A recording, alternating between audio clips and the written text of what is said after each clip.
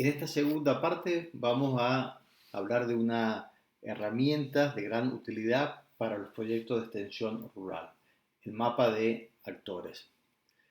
Como toda herramienta, ha de ser diseñada y adaptada según las características del caso específico que se va a analizar y al entramado comunitario del cual es objeto el análisis. Se puede combinar también con otras herramientas y no es una receta cerrada, sino que permite diversas aplicaciones. Supone entonces el uso de esquemas para representar la realidad social en que estamos inmersos, comprenderlas en su extensión de la manera lo más compleja posible y establecer estrategias de cambio para la realidad así comprendida. El mapeo de actores permite entonces crear una referencia rápida de los principales actores involucrados en un tema o conflicto. Permite trascender la mera identificación o el listado de los mismos para indagar, por ejemplo, sus capacidades, intereses e incentivos.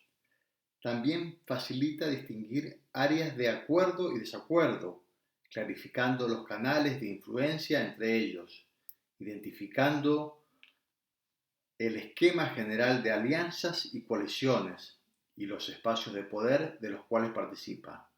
Además, el mapeo de actores favorece la identificación de acciones y objetivos expresados en torno a una situación concreta. Cabe destacar también algunas limitaciones con que cuenta esta herramienta. El mapeo de actores representa una síntesis de la realidad, a partir de la cual se tiende a generalizar ciertos aspectos, pero también a omitir a otros. De allí que el mapeo ha de ser considerado preferentemente dentro de un conjunto más amplio de herramientas, con las cuales es importante triangular la información. Asimismo, el mapeo nos muestra una foto de la situación en un determinado momento. No es una película o el proceso de la realidad, porque sabemos que la realidad es cambiante y es dinámica. Entonces, los actores modifican sus percepciones sobre esa realidad y van adquiriendo mayor o menor influencia sobre determinados espacios y refuerzan o cambian sus posiciones. En este sentido, es importante propender a dotar al mapeo de actores de cierta dinámica en el tiempo a los fines de identificar los cambios que se puedan ir generando. A continuación vamos a presentar los 4 pasos para llevar adelante un mapeo de actores.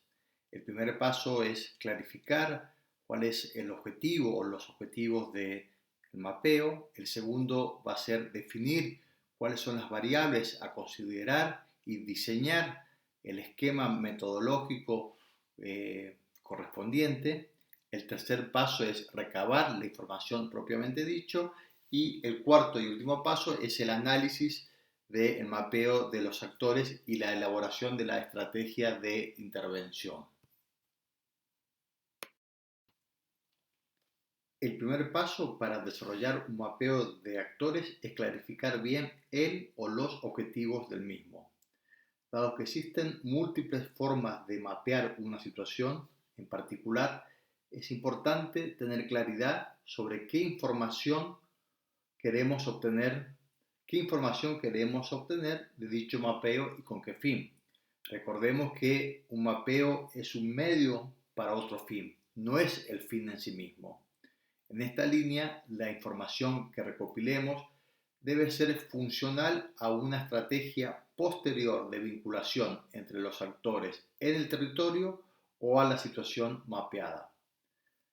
Para definir los objetivos de un mapeo es necesario realizar un primer análisis preliminar de la información de la que disponemos tanto en relación a la actividad como a la realidad local o contexto social.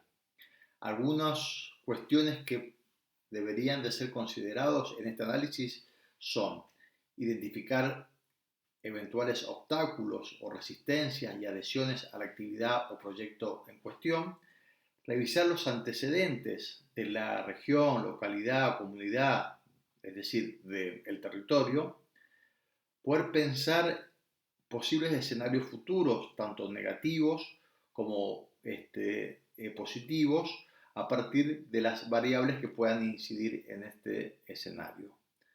En base a este análisis se podrán identificar las principales líneas de información que vamos a necesitar recopilar de los actores a lo largo del proyecto y esbozar algunos ejemplos o posibilidades preliminares de los objetivos del mapeo. Por ejemplo, posibles mapeos a realizar. Identificar cuáles pueden ser actores que pueden acompañar, es decir, estar a favor o obstaculizar, estar en contra del proyecto de extensión en el cual uno interviene. Otro ejemplo es identificar el nivel de interés que hay sobre determinada problemática o determinada temática, así como el nivel de conocimiento o información que los actores tienen. Y fundamentalmente nos va a permitir conocer el tipo de relaciones que predominan entre los actores de colaboración, conflicto, etcétera, en relación a la temática o problemática en la cual intervenimos. Una vez que tenemos definido el o los objetivos del mapeo, es importante identificar las variables que consideramos relevantes analizar o cruzar a los fines de elaborar el mapeo. Algunos ejemplos frecuentes son una dimensión sectorial, esto es si los actores son públicos, privados, si son instituciones científicas o académicas, etc. Jurisdiccional, si corresponden a un nivel internacional, nacional, provincial o local, por ejemplo. Una dimensión profesional o disciplinaria, es decir, cuáles son los saberes relevantes que abordan estos actores para abordar la problemática en cuestión. Un nivel relacional. Este es un aspecto fundamental, ya que considera los tipos y niveles de relaciones que existen entre los actores, identificando cuáles son las dimensiones y la lectura permitirá delinear las estrategias de vinculación entre cada uno de ellos. El nivel de poder, entendido en la capacidad de influencia que puede tener cada actor respecto a la temática o problemática específica. El posicionamiento, entendido en términos de el nivel de cercanía, apoyo o rechazo a una iniciativa dada.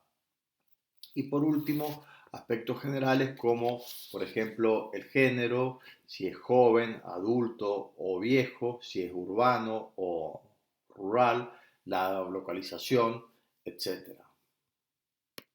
Una vez identificadas las variables que nos interesan para nuestro estudio,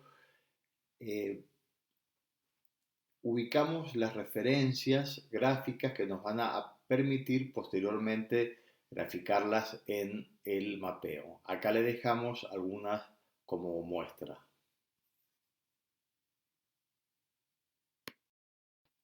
Un ejemplo, si tomamos una dimensión jurisdiccional, generalmente en los proyectos de extensión la trabajamos, podemos graficar las instituciones públicas de esta manera, las organizaciones de la sociedad civil o privadas en otras y aquellos otros sectores informales, es decir, no constituidos jurídicamente con este otro símbolo. Tercer paso, recabar la información. Existen distintas vías y estrategias posibles para recabar información, acudiendo a fuentes primarias como a secundarias. Algunos ejemplos cuya viabilidad y oportunidad deberán ser analizados en el marco de cada iniciativa son, en primer lugar, en forma directa, es realizarlo en forma participativa con la participación de la propia comunidad. Esto además tiene el valor de que los participantes se apropian de los resultados. En forma indirecta, a través de encuestas, entrevistas a actores diversos, la revisión de documentos oficiales, las normativas, acuerdos, convenios, tratados, etcétera, reuniones de equipo con miembros de la comunidad y la observación directa. También se pueden combinar herramientas utilizando una metodología de círculos concéntricos, es decir, comenzar por las personas más estrictamente vinculadas a la actividad y de mayor confianza y luego ir aplanando, ampliando poco a poco a otros actores relevantes. El siguiente paso es volcar la información relevada en una matriz en función de las variables que hemos seleccionado. Estas variables nos van a permitir caracterizar a cada uno de los actores y a su vez poderlo posteriormente graficar en el mapa. A continuación se grafican los actores en función de las referencias seleccionadas en cada una de las variables y se incluyen dos ejes.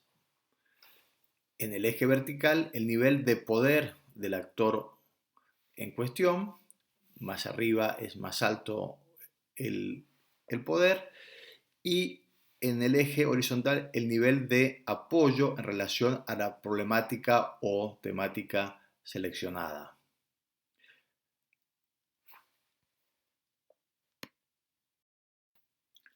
Finalmente, luego de elaborado el mapa de actores, es importante hacer un ejercicio de análisis de esta información a los fines de elaborar una estrategia de intervención con cada uno de estos actores.